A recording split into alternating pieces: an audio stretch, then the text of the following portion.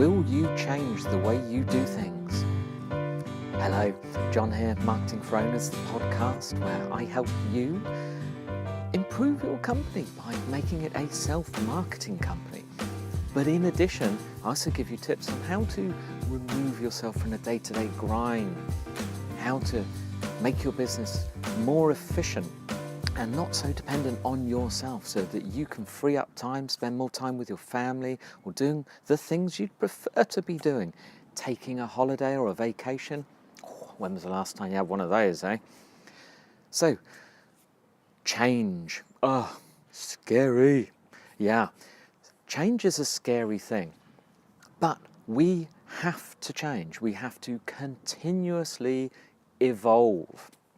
So it's not change for the sake of change, but without change, we become complacent. Now, let me give you some examples. They might not seem so appropriate to your own business, certainly wouldn't be to mine, but if you take someone like Apple, we've all heard of Apple. Now, when Apple started, it was a computer company. But is Apple a computer company today? What is it? I think Apple would regard it as a design company, but think of the things that they've done. They moved from computers then into smartphones, so they moved into phones, not just computerized things, but into phones, completely different things. Everyone's always thought they're going to move into TV. I still think somehow they will, but I don't think there's enough profit for them to make in the TV world. However, Apple are now going to be making cars, and although that's never been officially announced, it's kind of like the world's worst kept secret that Apple will be making cars, or in some way. They are evolving, they are going with the flow. Now, how about others in, say, in the car world? In 10 years' time, when we've got self-driving cars, who's going to be around? Who is changing fast enough? Because you've got companies like Uber and Lyft. The taxi service companies are also developing their own self-driving technology. The industry is changing, but are the old established car companies changing and keeping up? Are they going to just sit back and be complacent? Now, this can happen in many things. In your business, so let's take it down a bit, down to the kind of businesses we have. If you've got a shop, a store, how do you do things? Are you just sitting there waiting for people to come through the door? Or are you moving with the times? When people come in and talk to you and they buy something, have you ever asked them for their email address? Do you have an iPad stuck on your on the till, on the counter next to the till, where someone can just enter in their email address? Do you ask them? If they enter it in, they can spell it correctly. Some people have strange names, in their email address, and it's very embarrassing asking them if you can't understand an accent or something. But something like that. So then you can keep in touch and you can send them offers. Have you ever had a special opening, like just for a blackout day or a blackout evening that is just for clients only? Give a special offer and get some nibbles and a bottle of wine in and some things like that, and get people in. Maybe bring in a couple of other business people locally to give a little talk, something like that. Extra value. Are you getting with the times, or are you staying the same? If you've got customers, if you've been in business for 20 years and you're finding it hard to get customers, have you ever considered contacting customers who used to be yours at any time in the last 20 years and said to them, hey, we've got some new things. I was wondering if I can come around and see you. We haven't talked to you for ages. Are you getting out there? Because nowadays there are other ways of getting business, and your competitors, your young people coming out of college, out of university, they're coming in, and these are the skills they start with. You're going to have to learn them, but this is the normal to them. Social media isn't social media. It just is.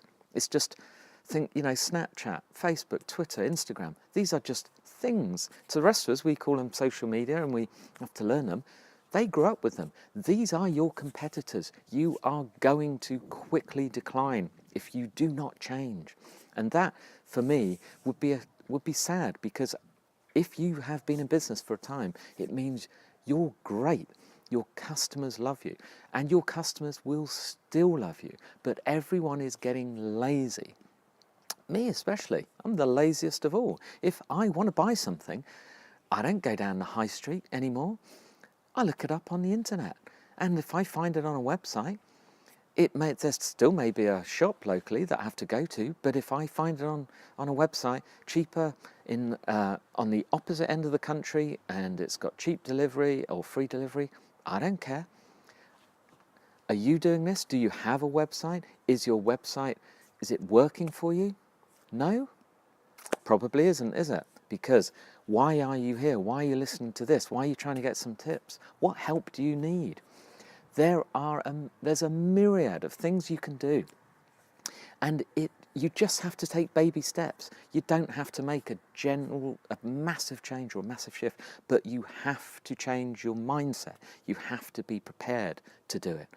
Because if you don't, it's not going to work. I mean, for instance, if you're a mom blogger, how far in the future are you looking? Your kids will grow up. You won't have little kids. If you're going to base your entire business, how are you going to evolve as you grow up?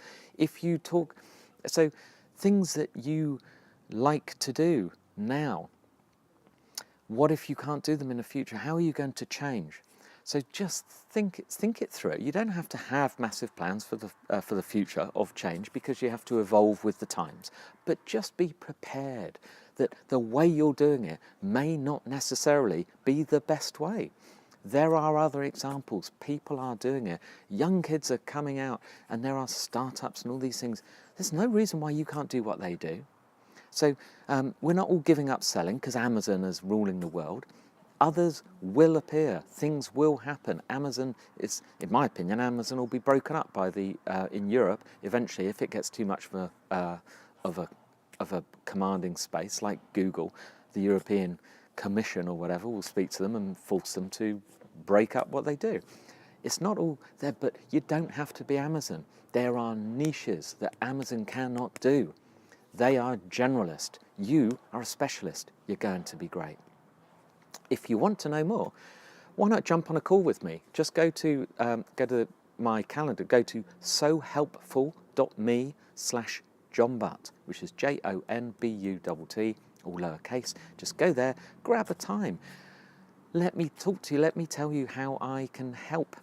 I can give you some advice that may set you on a path to an easier life, and that is free. Anyway, up to you. Otherwise, just check out the website at marketingforowners.com. If you lose that, there's a /marketingforowners.com/free time. You can get to the same calendar. Just grab 20 minutes, 30 minutes. Honestly, I don't bite. It's still me. Anyway, toolbox tip. Simple toolbox tip. Again, freebie. Gmail. If you are not using Gmail for your emails, I do not understand. You may be using Outlook or Live or whatever it's called now, but Gmail, it just works. It's brilliant. It just plain works. You can run any address through. You might say, I don't want a Gmail address. You can bring in your normal address and Gmail will handle it for you. If you're a business like us, you can use Google Apps, or Google for Business, is it called now, where you pay. Loads of organisations, from the BBC to whatever, are using Gmail. But Gmail comes with all these other tools in Google Docs, like Google Sheets and Google Drive for storage. And it's hard to explain. If you're not using it, you do not know what you're missing out on. Try it out. Try it, run it alongside. See how you get on. It's free. What more can I say? Anyway, enjoy. Grab a slot with me at sohelpful.me/John Butt. I'll speak to you soon. Oh, by the way, sorry, Brian Dean tomorrow. Don't forget, Brian Dean, the Brian Dean. Wednesday. Don't miss it.